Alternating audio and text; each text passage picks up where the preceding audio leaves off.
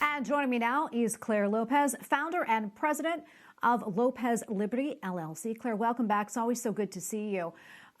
Today, the Minister of Foreign Affairs of Poland released a statement saying Poland is ready to deploy all of its MiG-29 jets to Ramstein Air Base in Germany, and it also requested the other NATO allies that have the same jets, quote, act in the same vein. Claire, can you talk to us about the significance of this and what that signals? Yes, this really is a very significant agreement among Poland, the United States, and Ukraine.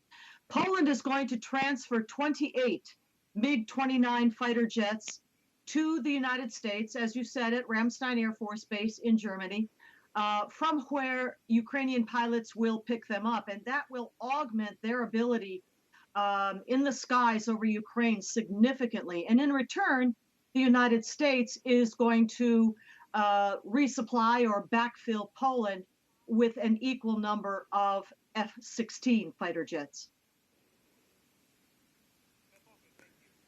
Another thing I want to talk about that Owen actually mentioned earlier, he said that President Biden, as we know, announced today that the United States will halt all of its imports of Russian oil. Claire, that said, what do you think of that move, and what type of impact do you think that will have on Russia?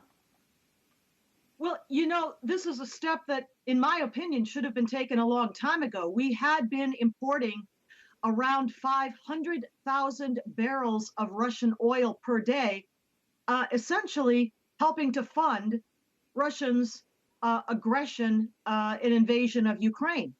Now, here's the other part of that, and that is that in place of that Russian oil, the United States is thinking about turning, the Biden administration is thinking about turning to places like Iran and Venezuela for oil needs that we here in the United States, were the Biden administration to open up our oil and gas and coal, fossil fuel industry, we could supply those needs just as President Trump did during his tenure in office when we became energy independent.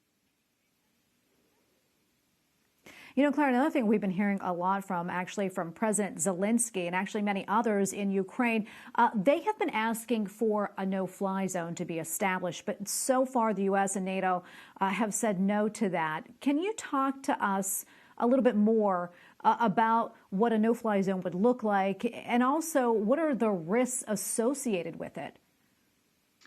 Well, a no-fly zone essentially would potentially put NATO forces, including the United States, into direct conflict in the air, dogfights, shooting each other down, planes down, with Russian pilots, which would put NATO directly at war with Russia. And I can understand why NATO and the United States have been reluctant to do that.